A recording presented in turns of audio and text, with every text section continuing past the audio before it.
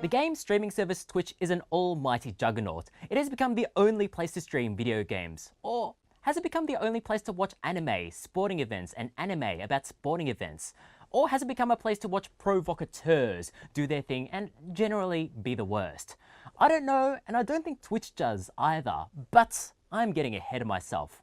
Twitch started off as a humble service that allowed gamers to show off their ability to screech whilst playing video games. And the site was adamant in ensuring that people stuck to playing video games. Indeed, back in 2014, a Twitch user was given a warning for streaming a movie whilst he was playing Metal Gear Solid 4.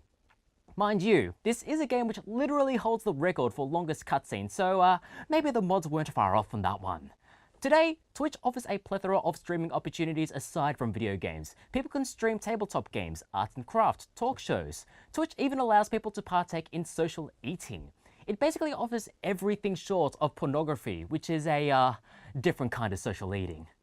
Twitch has also experimented with broadcasting traditional sports, showing matches from the NFL and NBA G League. Now, there is an intersection between gamers and sports fans, but it isn't that big. How do Twitch intend to sell sports to your average Twitch viewer? We're not exactly going to see ad campaigns like, "You've seen esports, now try MLB sports. Boom headshot, more like boom three-point shot. Concussion blasts, what about actual concussions?" And then there is the IRL category, in real life, which is a topic worthy of its own discussion. But for the moment, I want to talk about the former poster child of this, Ice Poseidon. Originally a RuneScape streamer, Ice Poseidon quickly transitioned to becoming a life streamer, meaning he carries around a camera and streams himself getting up to hijinks in LA. He is like a millennial version of The Truman Show, which is ironic given that that movie is old enough to itself be a Snapchatting millennial. He built himself a sizable and passionate community, one however prone to acting out. Often places he visited would be spammed with phone calls, negative Yelp reviews, and bomb threats. This culminated in April 2017 when a fan called a bomb threat for a flight he was on, shutting down the airport he was flying from. Despite months of swattings and disruptions of local businesses before this, it was this that caused Twitch to ban him from its service. He now streams on YouTube.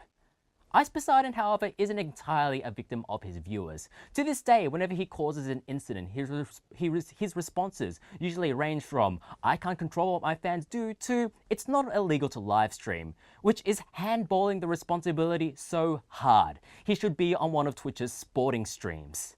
Now, I know I'm starting to sound all old man yells a cloud on you, and ultimately there is nothing wrong with the biggest live streaming service on the internet wanting to diversify its offerings, but I feel like Twitch should try to fix up its core before it spreads its attention elsewhere.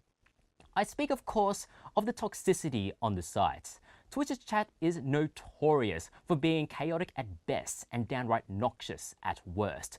But if somebody had the solution to internet toxicity, then they would be hailed king, president, and grand poobah for life. It becomes Twitch's problem, however, when this sort of behavior is exhibited by its streamers, and we've recently seen two major examples of this. In February, Dr. Disrespect, whose on-air personality is as abrasive as his wig, returned from a 2-month break from streaming after admitting to cheating on his wife. And just a month before, Tyler One, who was given a lifetime ban by Riot Games for his infamously toxic behavior in League of Legends, that ban was lifted by the way, made his triumphant return on Twitch. Both streamers talked about how they had reformed, how they'd changed. Let's see how that's working out for them. Yo, Anna, if you are a real girl, here's a tip for you. You obese bitch. Quit putting food in your mouth. Okay? Just quit eating. Diet. You don't need to lift. You don't need to work out. Just diet. We all from China. Everyone that I'm fighting is from China because Daybreak don't know what to do. 識啦嘛，講到我話嘛，冇到話咩咁咩？ These are your faces of Twitch, ladies and gentlemen. But then again, you could make the argument that they are merely appeasing their fans. Both streamers were welcomed back with 400,000 concurrent viewers each, and all the donations and subscriptions that came with it. And both remain some of the site's most popular channels. But this doesn't absolve streamers, especially the biggest ones, of responsibility. And when these streamers aren't willing to not be jerks, spoiler alert, they won't, it's then up to Twitch to enforce its community guidelines.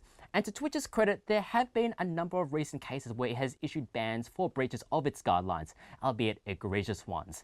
And very recently, it updated its community guidelines to try to curtail the toxicity problem, including the introduction of suspensions for harassment that takes place off of its website, which does not bode well for Donald Trump's Twitch account.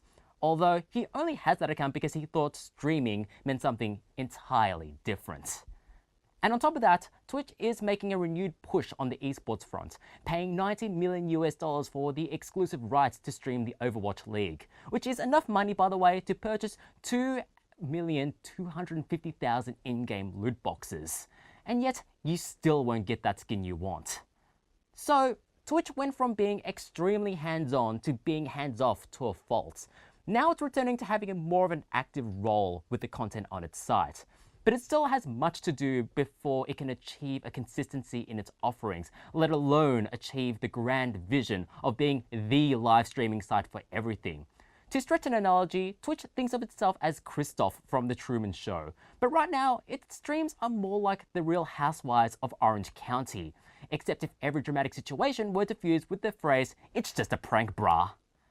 And that is everything that has happened in the world, ever.